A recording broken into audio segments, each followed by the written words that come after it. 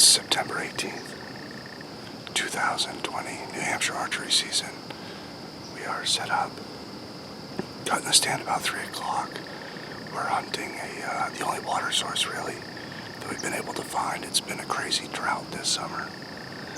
But I've got a lot of doe in here every night, so James is going to try his shot on a doe tonight. I filled the tag the day before yesterday, so it's his turn. So we'll see how the night goes.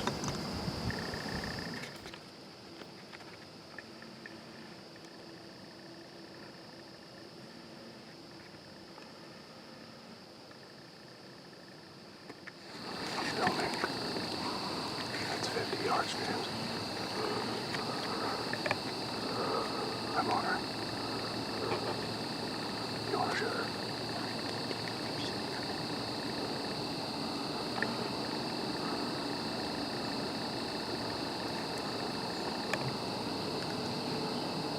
That's a big doe.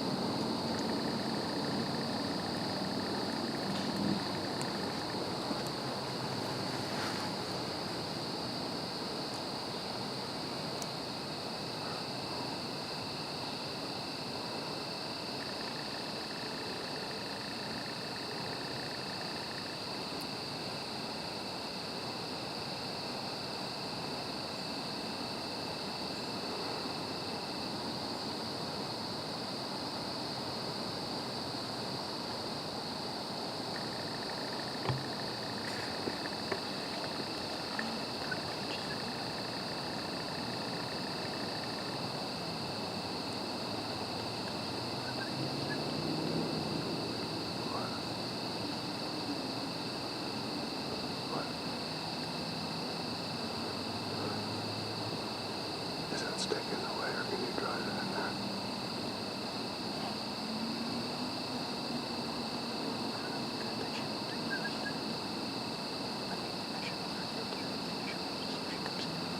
It's a tough choice, buddy. I mean, you can barrel it right there.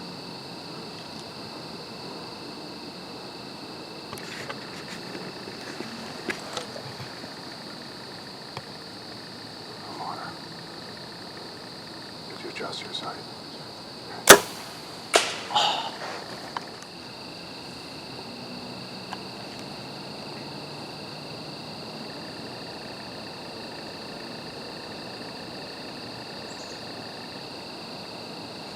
What is it?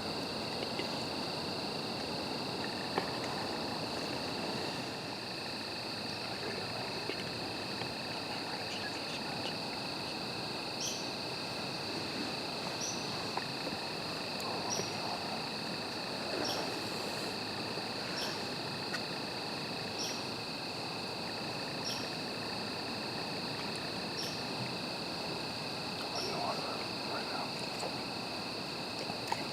For me, yes. It's too grassy patches.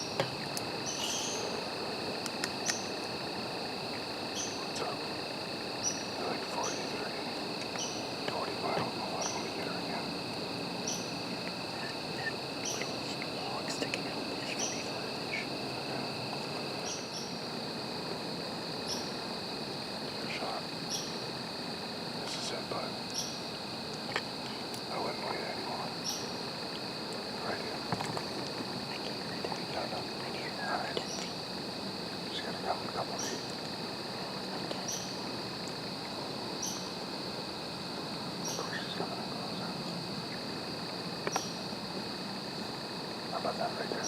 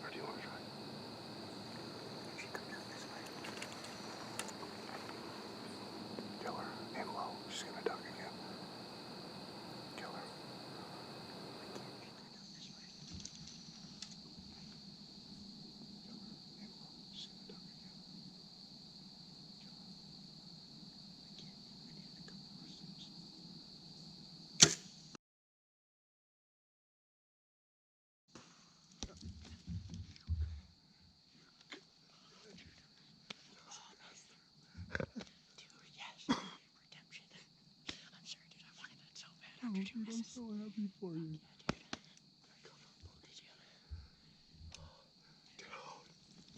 Barreled.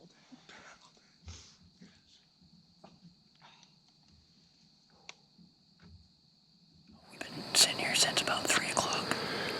It's now 6:04. We've been waiting. This spot gets hit pretty good.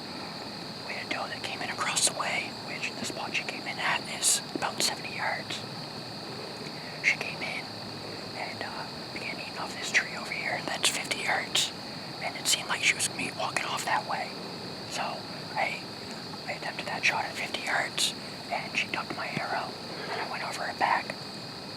She jumped a little bit, came back in this way, and she slowly made her way all the way across the way to her last vantage point over here.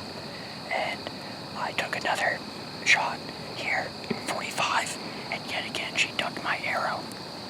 She jumped again, came back into this spot, and basically right where I had taken the last shot, she was about 8 yards closer at about 37 yards, and I shot extra low this time, and we got her.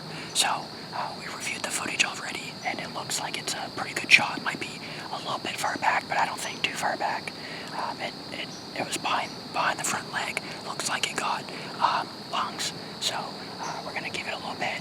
We're gonna begin packing up our stuff, go recover my arrows, check the arrow, and then be on the blood trail. So stay tuned.